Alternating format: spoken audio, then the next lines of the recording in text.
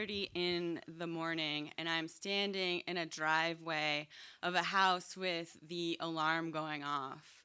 I'm wearing a full floral crown with rabbit ears and a homemade blue tutu. The homeowner is on the front steps of his front door, and he's yelling at me in his underwear.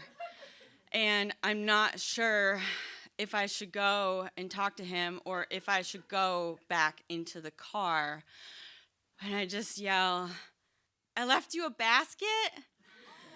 And I hear the police sirens in the distance, and I decide to drive away. So I get in the car and I drive a few miles down the road, and I have to pull over to throw up because I feel terrible. I realize that I have been terrorizing this family on the eve of a religious holiday for years now. You see, I had a friend, Seth. We weren't friends for a long time, but we spent one magical summer together. We were working at a restaurant where the head chef was an ice sculptor. So on the hot patio days, we would sneak into the walk-in cooler where there were the giant slabs of ice, and we would slide our bodies through them and meet at the end and eat the cheesecake. We would leave work, and we would drive to the ocean to watch the sunrise, and we would make eggs out of orange peels and feed parking meters with rolls of quarters, and we would go strawberry picking, and he would say things like, "Wear your white dress. Just think of how good the memories will look." So that job ended, and we grew apart. And years later, I learned on the Facebook that he was really sick and he had pneumonia, and then he had sepsis. And so his mom was asking people to do kind things for him on the internet, and she was reading them to him, and his condition was stabilizing until it wasn't. And then very quickly, he was gone. So the next spring, I decided to do something that we would have done together. And I ordered dozens of eggs, and I dyed them and decorated them and put them into baskets.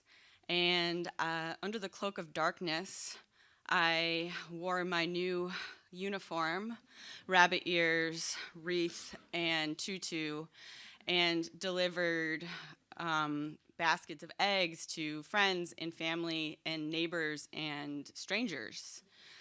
My identity became the Easter Bunny. For years, I was the Easter Bunny. People knew I was coming. They would leave things out for me to get. And the whole time, my friend, it felt like he was with me throughout this process, and it was like this spring celebration that we enjoyed together. And so the years went on, and my offerings became more elaborate.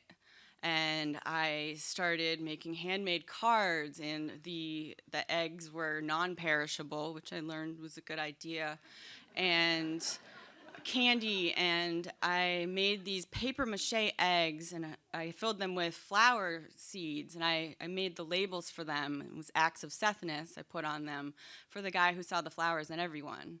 You see, while he was in my life for just such a short time, he had such a huge impact on me because I'd never met someone that was just so happy and joyful and present and magic. And at that time in my life, I didn't believe it.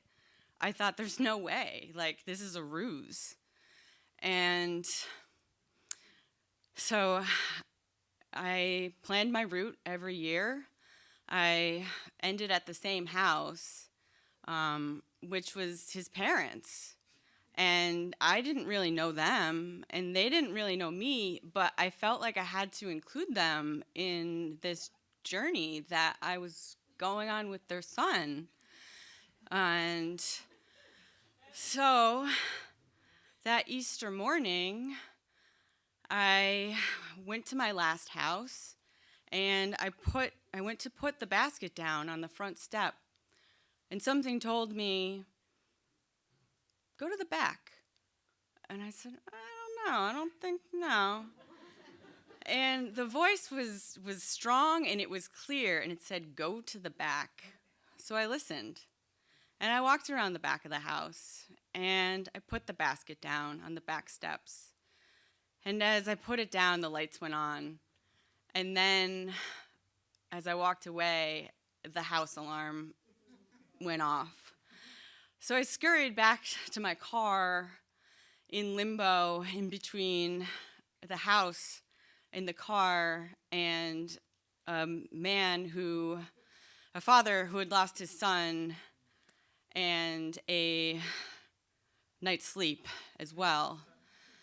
And that was the last Easter Bunny visit that I did. And I wanted to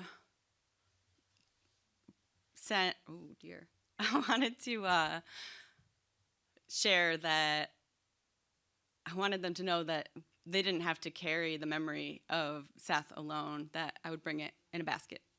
Thank you.